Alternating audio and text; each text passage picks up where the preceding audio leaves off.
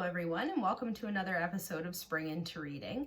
This week we just have a quick update for you and a reminder to continue tracking all of the reading you can using our Beanstack app. The prize for our Spring Into Reading challenge is entrance into the double feature movie night put on by the Rotary Club of Shelburne. And as that has changed to June 12th from May 15th, you still have until June 4th to track your reading for admittance to that event. So keep on reading. I feel like I say this every week, but once again, I had great luck using the Lucky Day collection on Libby. And this week I tried out a series by Ragnar Jonasson, starting off with The Darkness here. And for those of you who have read Nordic Noir before, you'll know that the setting is just as much a character as the actual characters are themselves. So setting's pretty important in this type of book. This book centers on Detective Hulda, and I'm not going to try and say her last name because I would not do it justice. But she is a very well-respected detective. All of her colleagues really look to her kind of as a super cop, but no one really engages with her because it's kind of an old boys club and she's one of the few women on the force. Out of nowhere, Hulda is called into her boss's office and is given 2 weeks notice, basically told to bide her time working on a cold case until her 2 weeks is up. Hulda picks up a case that one of her colleagues, who she's not quite in the best relationship with, she picks up a case that was overviewed by him and he dismissed very easily as a suicide, but Hulda thinks there's a little bit more to it. The case centers on a Russian woman who's seeking refugee status in Iceland, who seemingly died by suicide through drowning.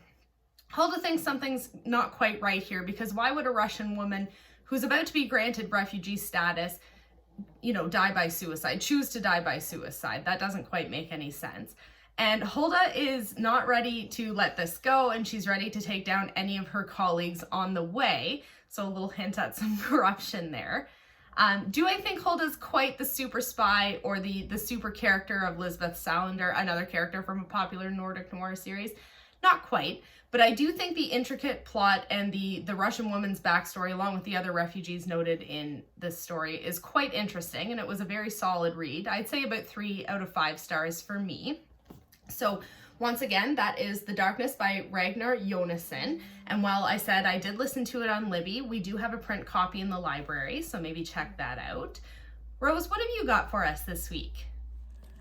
Jade, the book that I want to talk about today is not dark at all, although there are some very serious moments in it, but it's a book called Finding Freedom, and the subtitle says it all, A Cook's Story, Remaking a Life from Scratch. It's a memoir by Erin French. Yes, she's a real person, and it's an incredible story about her experience. She's very right up front about everything, and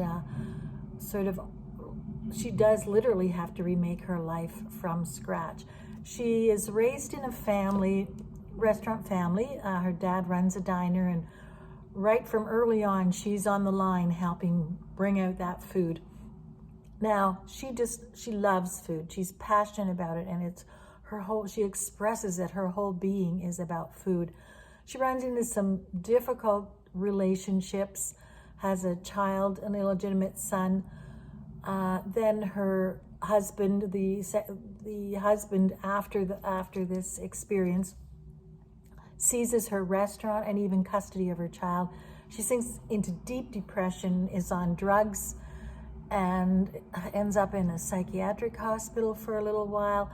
But she really works hard to come out of it. She literally does pull her life back from scratch, or remakes her life from scratch. And as she restores an old mill, she's befriended by a number of very courageous women, all of whom are growing vegetables and fruits and raising organic meats, poultry, and so on. And again, her whole passion about good food comes through in this restaurant. The restaurant is called The Lost Kitchen. Equates maybe a little bit to her lost soul along the way, but inside the sign says The Lost Kitchen, found, and I think that is the basis for this terrific book. We want to thank you guys for participating in another one of our virtual programs. If you enjoyed this video, please like and subscribe to our YouTube channel.